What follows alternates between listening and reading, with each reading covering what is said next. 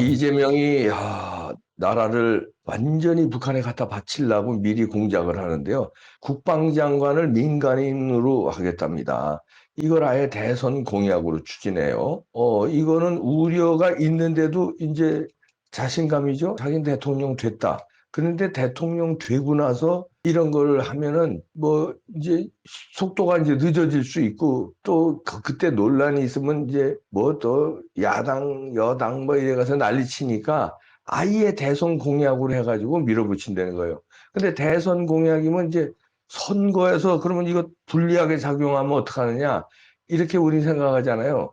분명히 불리하게 작용할 거 아닙니까? 그래도 그건 신경 안 쓴다는 거죠. 왜냐? 부정선거로 나는 당선됐으니까 내가 하는 목적은 임기 시작과 함께 어떻게 나라를 박살을 낼 것이냐. 그러니까 미리미리 이런 걸 다 기소청인지 뭔지 그 전락시키고 방첩사 때려부시고 국정원 뭐 이미 다 때려부셨는데 더 때려부시고 이렇게 해서 나라 갖다가 그냥 냉기는데 빨리 추진하겠다는 거예요. 시간을 끌다간 국민들이 반대 여론에 부딪히고 뭡니까 집회가 더 파격적으로 돼서 예를 들어서 밀란이 일어나면 곤란하니까 시간이 없게 미리. 근데 지금은 대선 전이기 때문에 국방장관 민간인으로 한다 그러면 그냥 술렁술렁 논란만 있지 이게 폭발적으로 국민들이 들고 일어나지는 않거든요. 그냥 지금은 유너 게임만 지금 찾고 있으니까 이럴 때 그냥 대선 공약으로 추진하고 그냥 빨리빨리 부정선거에서 끝내서 나라 냉긴다는 거예요. 근데 민간인 국방장관 공약은요, 이재명이 그냥 순간적으로 던진 거 아닙니다. 그냥 순간적으로 어디서 지령받아서 던진 게 아니라요. 지난번에도 이거 공약으로 했었어요. 지난번 대선 때도. 그러니까 이거는 이재명의 말하자면 숙명이야. 이재명은 이걸 하기 위해서 정치권에 들어온 인사예요. 그리고 이게 북한에서 바라는 거 아니겠습니까? 그러니까 그거를 하는 게 이재명이에요. 북한에 800만 불 주면서도 아부해야 되는 게 이재명이고 군, 방첩사 이런 걸 와해시켜야 되는 게 이재명의 숙명이에요.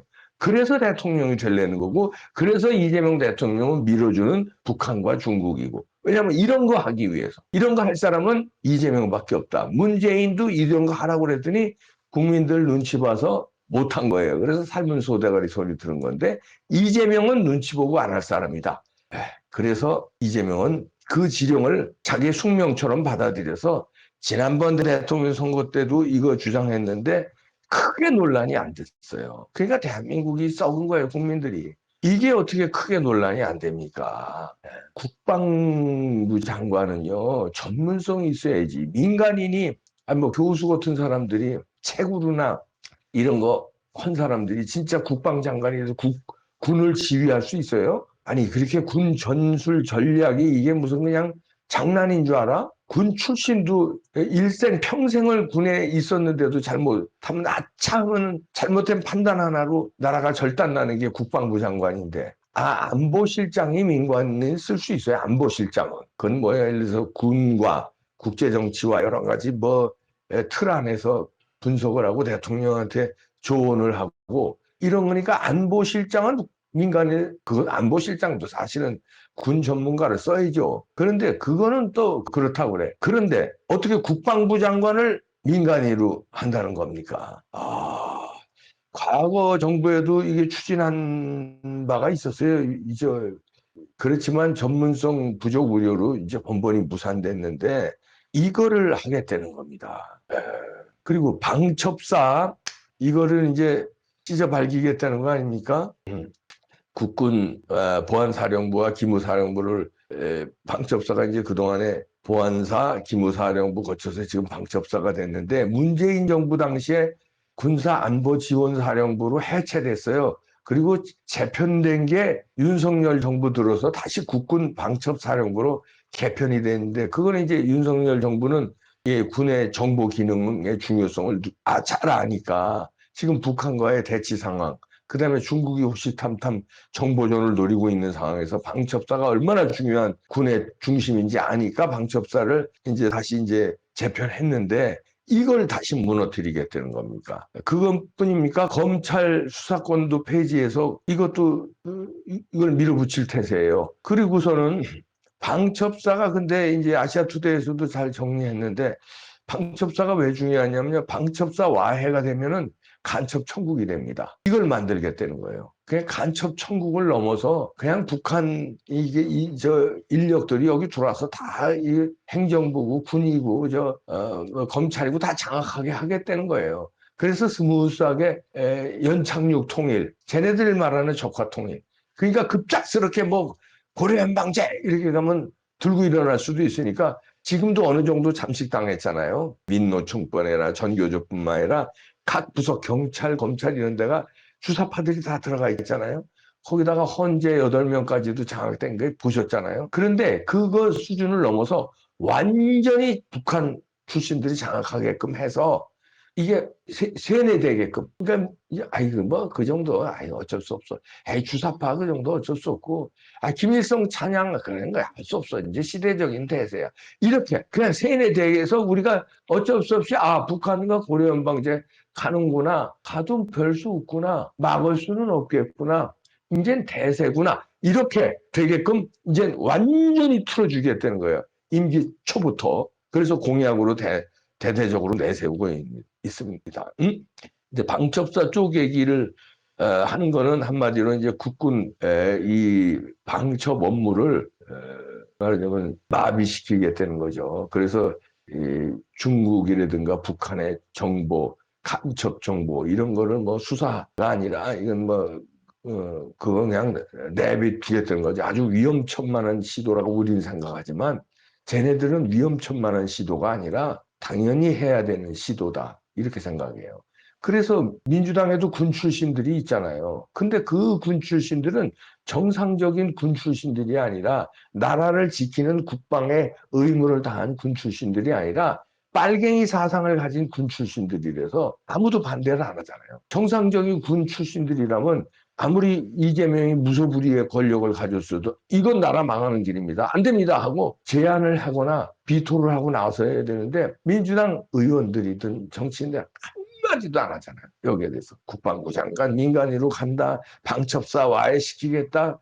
이런 데도 한마디도 안 하잖아요. 군 출신들이. 자 이러니까 우리가 무기력하게 넘어가니까 아 트럼프가 드디어 한국에 옵니다. 아 이거 더 두고 보다간 큰일 나겠다. 사인이 계속 나왔잖아요. 이재명으로는 안 된다. 이런 사인이 뭐 고든창뿐만 아니라 트럼프 대통령 오른팔 왼팔에서 다 나왔어요. 스티브 배넌이라든가 매슐랩이라든가 이런 트럼프의 오른팔 왼팔에서 이재명 대통령은 안 된다는 사인이 나왔는데도 이게 한국 돌아가는 게 정상이 아니네. 트럼프가 그렇게 얘기했는데도 안 되네. 아 이제 안 되겠구나. 그래서 트럼프가 직접 옵니다. 왜 오냐면요. 지금 뭐 관세 전쟁의 이제 명분은 그거죠. 관세 전쟁이 전 세계가 난리가 났으니까 이걸 이제 트럼프가 하나씩 해결합니다.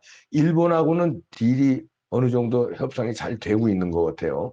그래서 일본 뉴스들도 지금 제가 예의주시하면서 관찰하는데 며칠 전, 그러니까 지난주만 해도 상당히 걱정을 했어요. 아, 뉴스마다 트럼프와 지금 무역 전쟁 벌이고 있는 거, 관세 전쟁 벌이고 있는 거, 일본이 타격을 받을까봐 큰일 났다, 큰일 났다. 심지어는 트럼프가 또라이다, 트럼프가 미친 짓 한다 하는 분석들도 많았어요. 그런데 엊그제서부터 달라지더라고요. 잘 되고 있다, 잘 될 것 같다, 희망이 있다. 이런 뉴스가 나오더니 드디어 트럼프 입에서도 어저께 일본과 잘 되고 있다는 사인이 나왔잖아요. 그러니까 일본하고는 지금 마무리가 돼가는 것 같아요. 그럼 물론 이제 한국하고도 이제 마무리를 하려고 그러겠죠. 한국뿐만 아니라 인도라든가 이 주요 이 트럼프도 직접 밝혔어요. 일본이나 인도, 유럽, 한국도 호명하면서 이른바 빅 15, 그러니까 15개의 중요 국가들, 그러니까 이제 경제 대국이죠. 거기에 이제 한국은 당연히 들어갔죠. 여기에 이제 하나하나 해결할 것이다. 그리고 자신감을 내비쳤거든요. 트럼프 스타일은 예측 불허하게 공포 전략을 쓰면서 하나하나 또 해결을 합니다. 이제 공포 빡 하고 그다음에 급작스럽게 확또 반대로 돌렸다가 정신이 없게 상대를 만든 다음에 자기가 원하는 거 딜을 쳐요. 이게 전형적인 비즈니스 협상 기술을 여기다가 이제 정치에도 접목시키는 건데 원래 비즈니스맨이니까 정신없게 만들어 놓고 원하는 거를 이렇게 딱 부풀려 놓고 그 다음에 쓱 내려서 협상. 근데 사실은 요 정도를 원했던 거예요. 근데 이렇게 원한다고 얘기를 안 하고 처음에 이렇게 막 부풀려서 막 빡치고 아니면 막 박살이야 막 혼란스럽게 한 다음에 협상하면서 쓱 원래 자기가 원했던 거 그렇게 얻어내는 협상의 기술이 있는데 지금 전 세계를 상대로 난리를 치고 있잖아요. 특히 중국은 뭐 말도 안 되는 관세를 중국은 이번에 아주 보내겠다는 거거든요. 재무장관도 다음 주에 오고요. 트럼프가 지금 온다는 건데 그만큼 한국 상황이 지금 이게 문제가 아니라는 거죠. 관세도 관세지만 이재명 대통령 되게 내버려뒀다간 이거 큰일 났다. 그래서 내가 가서 좀 정리를 해야 되겠다. 왜냐하면 트럼프가 와서 한마디 하면은 예를 들어서 뭐 한덕수 권한대행하고 한마디 하면서 보수파 선거에 유리하게 트럼프는 할 사람이거든요. 노련하면서도 거침없이 용감한 사람이기 때문에 그렇게 해서 보수파가 되도록 도와줄 수 있다는 거죠. 워싱턴 조화에서도 이제 한국 관계자들 분석이지만 대선 전에 올지 안 할지는 장담할 수 없습니다. 그러나 트럼프의 측근들은 지금 계속해서 한국을 보내고 있거든요. 그게 이제 다음 주에 재무부 장관도 이제 오는 건데 그동안에 패싱을 했었는데 이제는 대선 전에 급하니까 측근들의 입을 통해서도 막 쏟아내고 있고 한국을 막 지금 보내고 있습니다. 이럴 때 트럼프가 한번 딱 와주면은 판 끝나는데 그것까지는 좀 더 기다려보고 워싱턴에서 그런 얘기는 나오고 있어요. 한국 가야 되는 거 아니냐? 가서 결자 해제해야 되는 거 아니냐? 이런 얘기는 나오고 있답니다. 그런데 트럼프가 올지 안 올지는 장담할 수는 없지만 하여튼 관심은 가지고 측근들은 지금 계속 보내서 이재명 대통령 되는 거는 막는 데는 어느 정도 영향력을 펼치고 있다. 작전을 구사하고 있다. 이런 얘기가 나오고 있습니다. 워싱턴에서. 스카이데일리에서도 보도가 한동안 잠잠하더니 그 중국 간첩단에 대해서 또 후속 보도가 나왔잖아요. 단독 기사가. 이런 걸로 봐서 뭔가가 미국 측에서 사인이 나오지 않을까. 이런 희망 섞인 기대도 해봅니다. 가지야!